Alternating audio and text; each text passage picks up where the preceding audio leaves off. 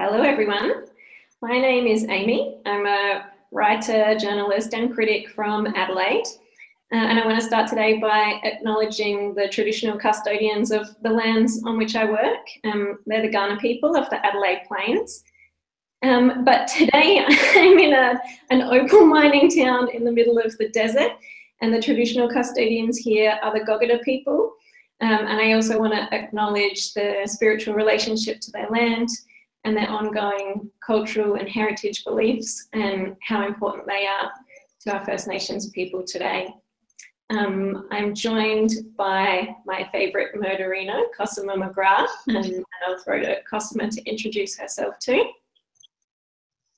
Cool, thanks Aimee. I am an editor and a very occasional writer based in Melbourne, and I currently work for a firm press, but I've also done editing work for Griffith Review, Lifted Brow and Hunter Publishers.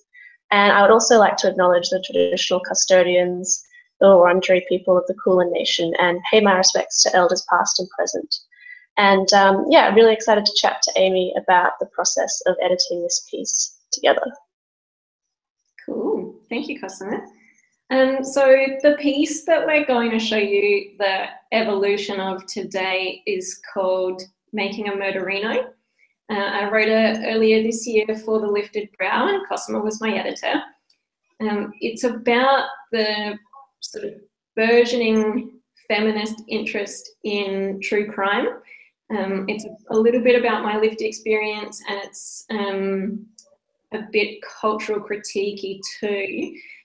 Before we get too much into the piece, I just want to flag that there are a few references to gendered violence and some topics along those lines. There's no actual descriptions of events or anything, but for transparency, I'd rather say that right up at the top. Perhaps, Cosima, I can ask you to speak a bit more about why we chose this particular piece to illustrate the writer-editor relationship. Sure. Well, I was super excited when I saw Aimee's pitch come through to the Lifted Brow, because I am also a huge fan of the My Favorite Murder podcast, and we're actually wearing our t-shirts today. I just pull that up. What does yours say, Cosima? Mine says, "Here's the thing, fuck everyone," which is something I live by. So I was so excited for the piece, and it also struck me as a piece that would be quite topical but also timeless. So by that I mean it was touching on current issues such as the podcast and the new JonBenet TV show, but it was also going to expand its view to include more complex and intriguing questions about, as Aimee said, gender-based violence and sexism. So I'll open up the first draft that came through to me after the original pitch. All right, so I'll just explain my editing approach first. With pieces for online, I pretty much always do the same thing, which is that I print out the piece and read straight through to see how it holds together.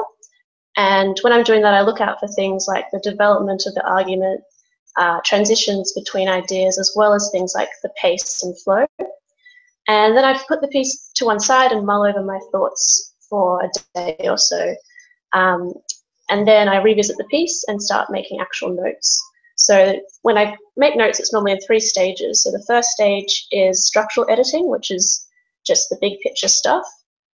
And then I move on to copy editing or line editing, which is, just as the name suggests, it's a close line-by-line edit to make sure that each sentence looks good and they all tie together.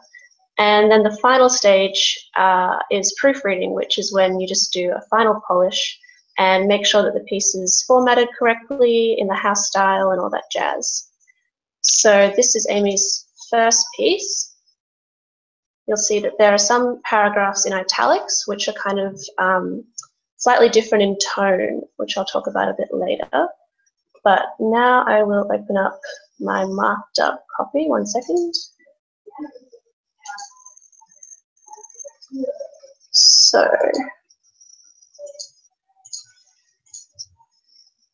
all right, so this is Aimee's piece with my edits. So I'll talk through each of my comments and changes. So in a nutshell, my initial reaction to the piece and my thoughts on the draft were that it was really strong. It had some great material, but I felt that it needed a more cohesive shape and structure. So the first edit I made related to structure, which is that I moved this paragraph in italics to the beginning, which it was originally. And I did that because the tone of these pieces, these paragraphs in italics, is quite reflective and evocative and reminded me more of memoir. And I thought it would be a good way to hook the reader, and it also set up Aimee's interest in true crime. Because at the core, this piece is commentary, I would say, but it is interspersed with these italicized paragraphs. So I thought that would be a great way to get the reader interested. The next few changes I made, you'll see here in red and over here, are just little things like tweaks to the phrasing, as well as adding extra information like the podcast host's surnames. And over here I made a comment just asking Aimee to add some hyperlinks, which is just a great way to support the claims that are being made and bolsters the argument. And then as we go down, it's just some more little tweaks to phrasing. A big paragraph that we'll touch on a bit later, but I just wanted to flag it here. This paragraph stood out to me because it kind of felt to me like it took the piece down a new path and veered away from the central idea at the basis of the piece, which to me was a uniquely female experience of true crime storytelling. And so I wanted to make sure that this key idea was a strong thread throughout the piece. And I suggested in my comment that we cut it, and Aimee will talk a bit more about that process. So moving down, a few comments which relate to transitions. As I said, when I first read Aimee's piece, I felt it needed to be a bit more cohesive. So occasionally it seemed to jump around in ideas. So here I've asked her to add a transition sentence just so that we can see the clear evolution of ideas. And similar things like adding extra info to bolster claims and development there. Down here, sweet baby angel, some of you might know as a phrase from the podcast, but I just flagged it for Aimee because I was concerned that some readers might not know what that was and might misread the tone. So I just asked Aimee to clarify what that is so that it doesn't alienate readers. And then as we keep, I made a little comment which is super short, but I think it's important to point out to a writer lines and phrases that you really like, because as someone who's been on the receiving end of edits, I know that it's lovely and encouraging to get a bit of praise as opposed to the constant barrage of comments that just point out flaws in the piece. So as an editor, I try to make little notes just to point out things that I thought were really awesome and well expressed. I've got more of these paragraphs in italics, which are just a great way to give Aimee's true experiences of the material. And then my final comment, again, is about just making a cohesive piece and improving the structure. So I asked Aimee to add a paragraph to tie up loose ends. And since we started the piece with My Favorite Murder as kind of the jumping off point, I suggested returning to this podcast and rounding out Aimee's ideas, which would hopefully strengthen the piece and make it more cohesive. So I'll stop sharing, and Aimee, if you want to chat about your response to my edits.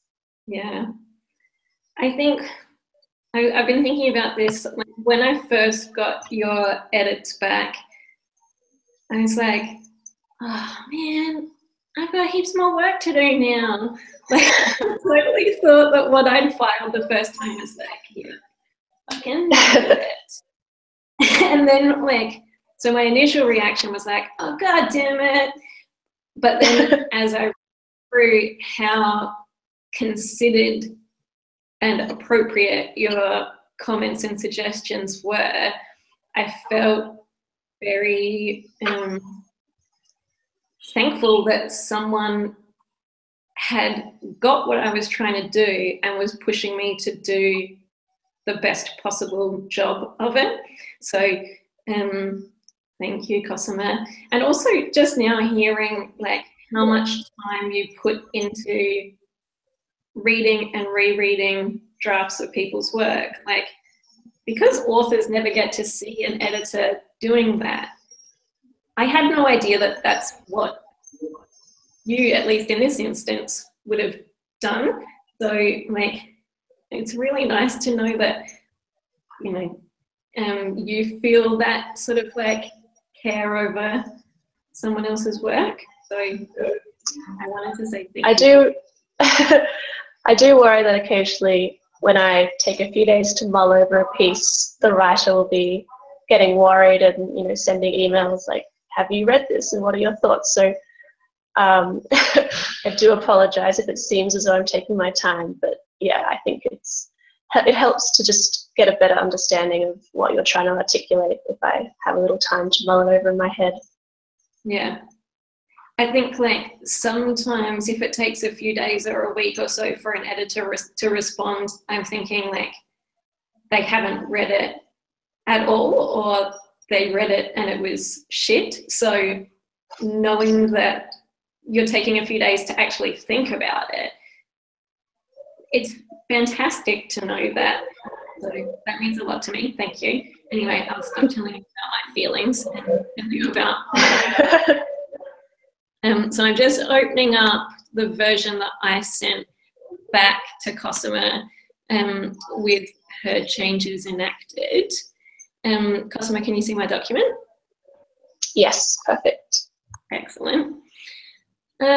So after I'd had time to process the initial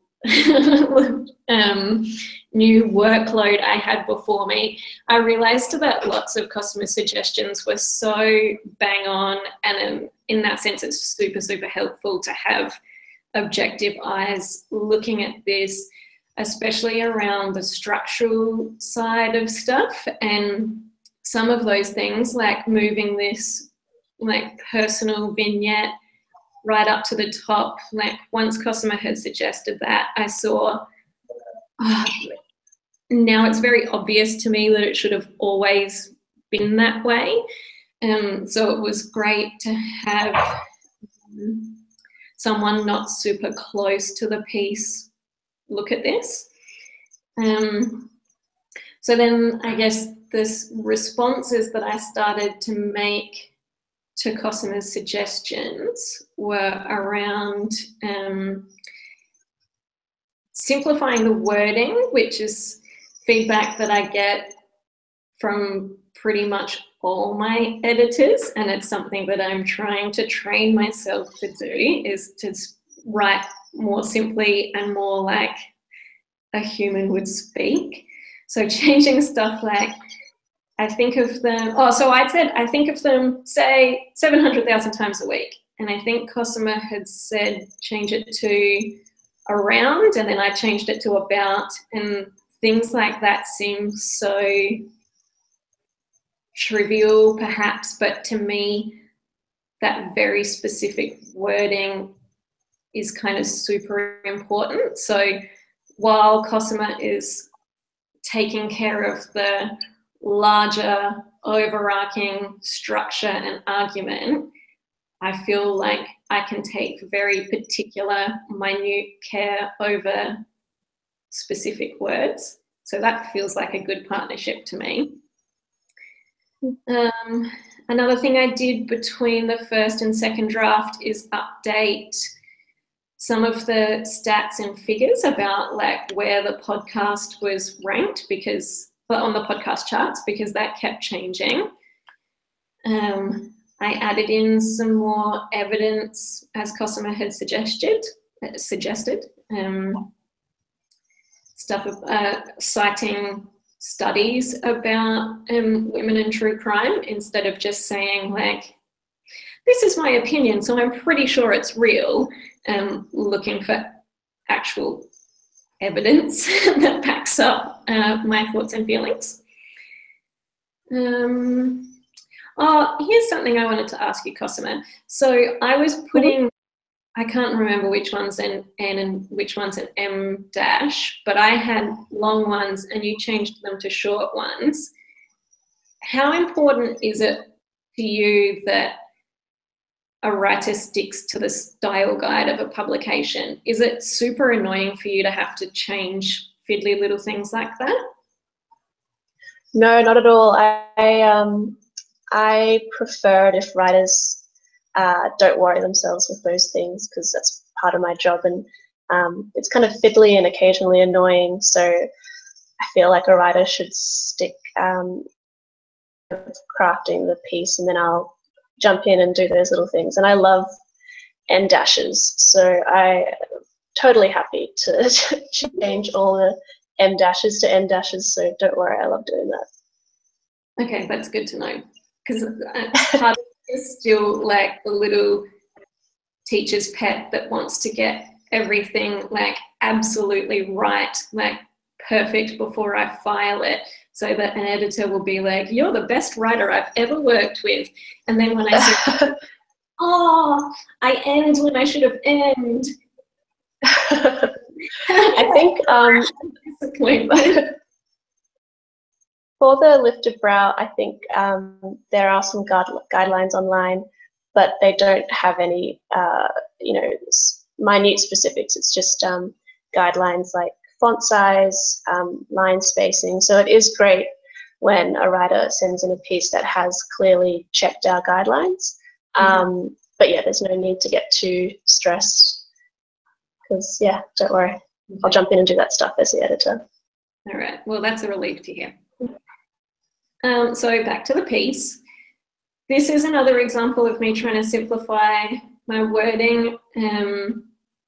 Instead of estate, interns known as the murder and serial killer capital, I changed it to estate once known as, because it's fewer words and it's probably more factually accurate. I don't think we really hold that title anymore, for better or worse.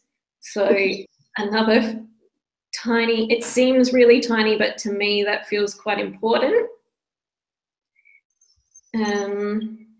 This sentence here is another example of that. I think originally it said, so ferocious has my true crime obsession become, like I'm some kind of 1800s ghost. And very wisely suggested, we could just say my true crime obsession. So thank you for reining me in. Anytime. Here we get more into the meat of the argument.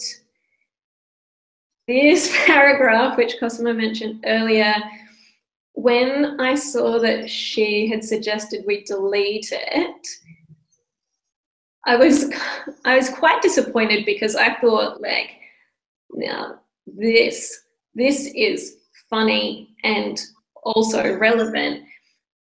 And now I see that it's kind of neither of those things. And I can't really remember what I thought I was achieving with that paragraph. Like, I look at it now and I think, of course that needs to go. If I don't even know what I'm trying to say with that, then it absolutely should not be here. But at the time, it seemed really important. So that's another thing where it's kind of invaluable for an editor to,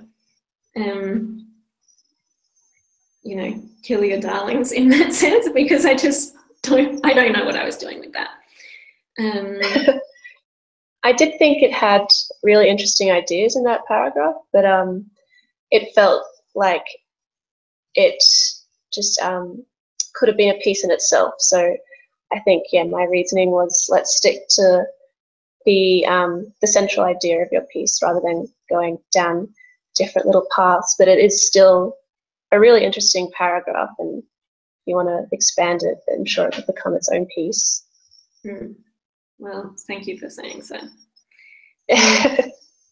So getting more into the dissection of my favourite murder around this point, originally I jumped from, as co-hosts of my favourite murder, they are reassuringly open about their experiences, blah, blah, blah. Between the first and second drafts, after I'd done more research,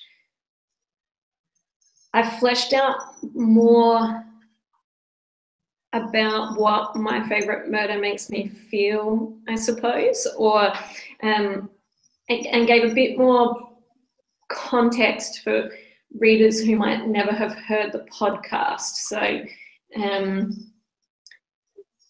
this paragraph here is about the friendship that you can hear and feel between the two hosts, Karen and Georgia, when you listen to it. And that, to me, that's why I keep listening. Like, the content of the show is so brutal, but it's the way that the two women support each other that, to me, is so compelling and sets it apart from so many other true crime podcasts and shows and books and stuff. So I really wanted to get into that quite early on, to talk about what makes those two unique. So that's what this stuff here is doing. Another fiddly little word change. Originally I said therapy and I changed it to counselling because that feels a little bit maybe less judgmental perhaps, or a bit more inclusive.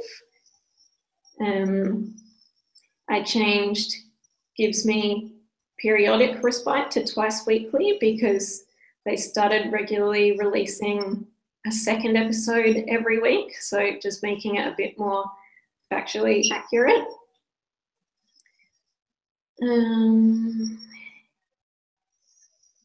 I saw this note this morning, Cosima.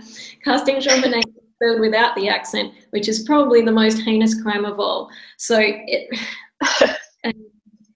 Cosima had added accents onto JonBenet's name everywhere I wrote casting JonBenet, which reflects the true spelling of her name, but not the spelling of the documentary.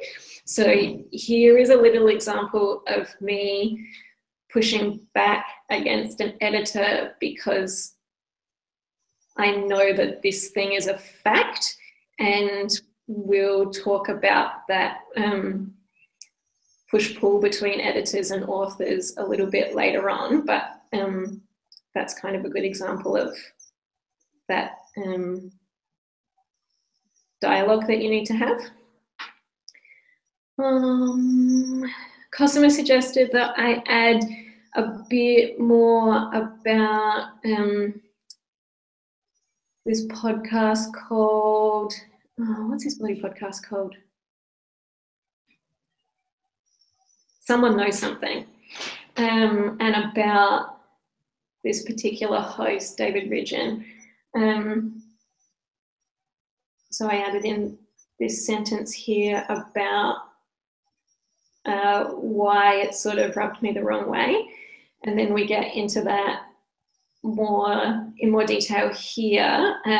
This sentence goes back to Cosima's suggestion about linking, clearer transitions in all my paragraphs, which are kind of, I know that they're lacking. And now, particularly after working on this essay, that's an area of my writing that I'm really, really concentrating on improving. I know that my first drafts can often be like lots of feelings and ideas and like a sense that I have about things.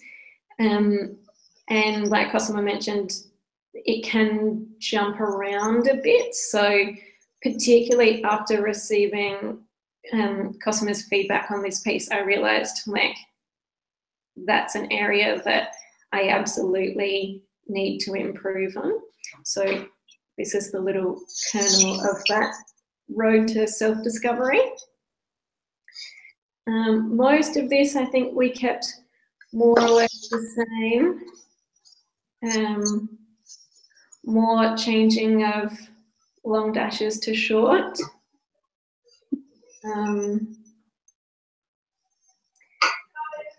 We added in, I think we added in more evidence here about a different podcast post called Mike Day. We tried to link to his mugshots and some evidence that he is not a great dude on air or off. So we had those in. Linked to the Urban Dictionary definition of sweet baby angel, so that people knew I wasn't just being odd, it's an actual thing.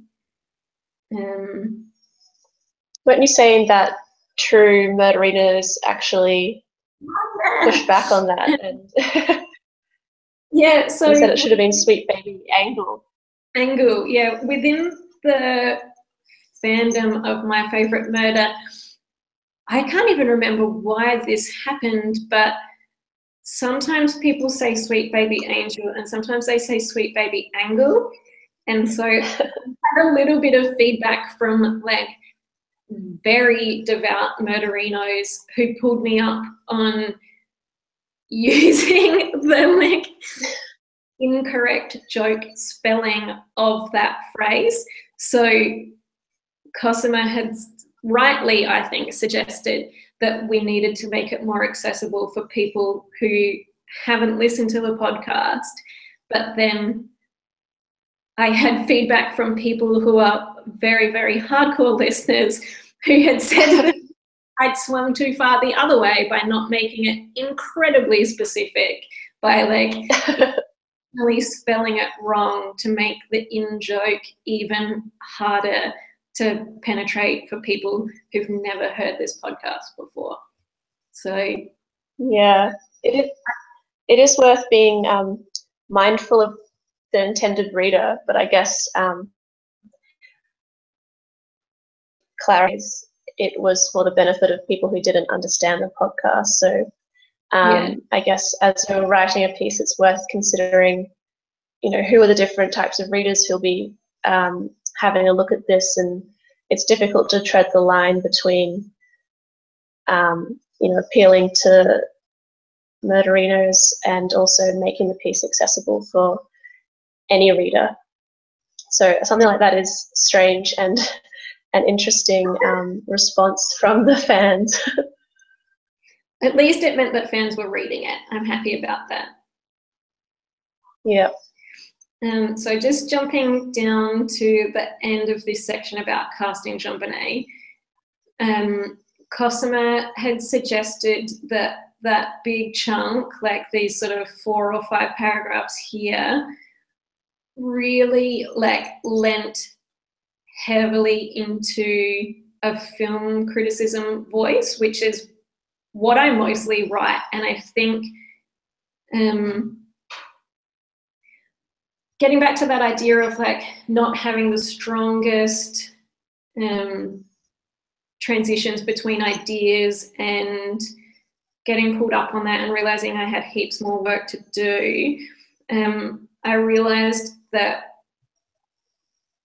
I hadn't pushed myself enough to stray out of film criticism and into wider cultural criticism, I suppose. So I really needed to contextualize why I was talking about casting JonBenet and how it's similar and different to My Favourite Murder and the other podcasts I'd talked about, and yeah, how it sits in the wider true crime canon and what made it compelling to me as a cultural text and not just why it's interesting as a documentary. So these blue sentences here were where I added deeper insight about why I picked that text to talk about as evidence for this argument. So thank you again, Cosima, for pushing me to communicate ideas and not just feelings, if that makes sense. And then we sort of did the same again with the conclusion. I did some more research about this thing called the gender fear paradox, which in some ways is kind of like the underlying concept behind what I was talking about, whether am I scared of the world because I listen to so much true crime, or do I listen to true crime to protect myself from real and present danger, or is it a bit of both? So after researching that, I added in more stuff about my response to that idea. And then, as Cosima had very rightly suggested, brought it back to my favourite murder and how that is really a key text to speak to that gender fear paradox, and how Karen and Georgia kind of examine that idea in every episode. And that was another thing that when Cosima was like, cool, well, like, it's called Making a Murderino, and you open by talking about that quite a lot, so maybe you want to finish with that too. It's so obvious when I see that suggestion, but sometimes you just get way too close to the piece to see the forest for the trees. Although Karen and Georgia say stay out of the forest, and I think that's very wise. So I'm going to close that now. Am I back? Can you see me? No, I've hidden it. I've not closed it. Stop sharing. That's me. So, Cosima, do you approach editing for online and print differently? Because you mainly work in print now, right? Yeah, so it's very different. So online, obviously sticking to pieces no more than maybe 5,000 words is pushing it. So I normally try to keep it around the 3,000 word mark. And yeah, so editing your piece is a lot different to the books that I edit now, because obviously with books there's so much more time and you have to go through and be very careful with images that you create for your author. And I guess I don't have the luxury of time when I'm editing for online, which is, so for example, like, you know, encouraging your writer, it's to do that online because you just run around so quick. Comment to you just saying nice exclamation mark is all I had time for, but I, you know, normally for a book, my track changes, little comments are a real long chunk because I have time to yeah, craft that little compliment sandwich. So it is very different, and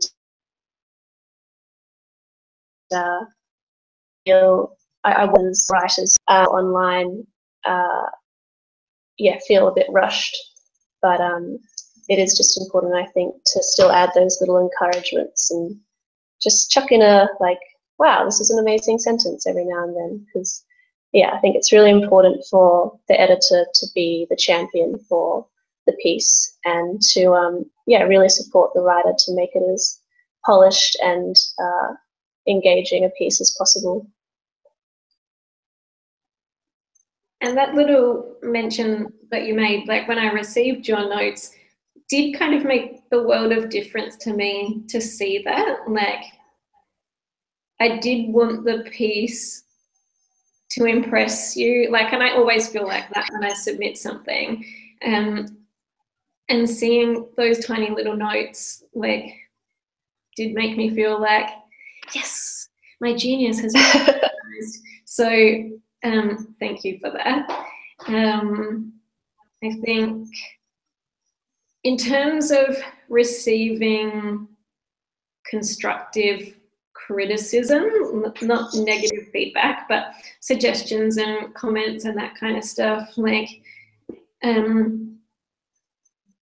it is hard not to internalize some of that or like feel really defensive and upset about it, but it helps me to remember that, like you were saying, the editor is the champion for the piece, and if you give me critical feedback, then I know it's because you care about making this as good as it possibly can be.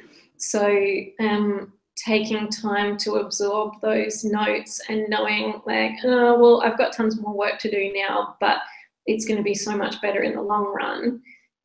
I think that's the best way for an author to react to feedback from an editor, unless you absolutely know inside you, like, no, they are wrong. Like, it has to be this way. Which, well, I don't know, maybe you as an editor are like, no, Aimee, shut up, don't say that.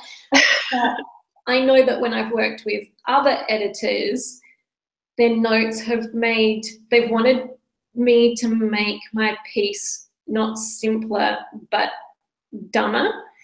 And I can feel that inside me. I'm not going to cite any specific examples, but I think largely it's about like the publication that you align your piece with. And I feel in this instance, Lifted Brow was the perfect publication, and Cosima was the best possible editor, like, who I've ever worked with for this piece. So developing relationship and that trust is hugely important too. So I think for authors, like, be mindful that your editor 9 times out of 10 is always trying to help, but if you really, really feel like something isn't appropriate, then, you know, you deliver your own constructive feedback sandwich about why that's not right. I don't know, does that ring true? No, I'd agree with that, and I think an editor should always just be making suggestions, and an editor never should be forcing the writer to squeeze the piece into a shape that the writer doesn't feel comfortable with. So I think for this piece, we were a good match as an editor and writer because we had, like, firstly, a shared understanding of the podcast and the subject matter, and we were both enthusiastic about exploring why we loved true crime so much. And yeah, I think as an editor to explain and to make clear to the writer that they have that deep understanding of what the writer is trying to express and achieve. It's especially hard when we hadn't met, we were just emailing. So it's, yeah, I think it's really important to just show the writer that, yeah, you're really invested in this piece and you have a shared goal, which is to make the piece, as interesting and informative and polished as possible. So, yeah, as you say, some writers and editors might not gel, and as a writer, you might feel that the editor is imposing their editing style, because just as writers have their writing style, editors have their own editing style. And yeah, sometimes it just won't be the right match. And if that's the case, then yeah, the author should definitely stick to their guns and clearly explain why they wrote it this way. And yeah, I think, as I said before, the editor just needs to be your biggest supporter, the piece's biggest supporter, and the writer's biggest supporter. So you do have to find the right match. There should be like a Tinder for editors and writers. Maybe we could work that out. That's a great idea. Yeah. All right, let's make that happen. Nice. So if anyone wants to read the final piece, it's on the Lifted Brow website. Just search Making a Murderino. Lifted Brow are always open for pitches, is that right, Cosima? Yeah, the online commentary is always open for pitches, so you can head online for all the guidelines and submitting there. And I would highly recommend it as a writer. The couple of times I've written for the Lifted Brow, I feel like it's the only publication where I really get to write in exactly the voice that I want to, ideally. Like, one day when I write a book, like, it will be in that exact type of style and tone, and lots of other publications don't quite give that much room to move, which is absolutely fine. Like, I totally understand why, but I feel a huge amount of like personal gratification when I write for the Brow, because it's like the only place where I get to be me. So I definitely would encourage anyone to pitch to them if you want to write cultural criticism. It's good fun. That's everything that I wanted to talk about, Cosima. Is there anything else that you wanted to add? No, that's yeah, all I wanted to add. If there are any questions, you can pop onto Twitter, I guess. Yeah, I'm looking at the tweet stream now. I haven't seen any questions come through, which I guess means we either did an incredible job or something else, but I think it's the former. I think so too. I think we nailed it. But if anyone wants to tweet questions to us later, then by all means, go ahead. And thank you so much for Google hanging out with me, Cosima. Yeah, anytime. Awesome. Okay. Goodbye, everyone. Bye.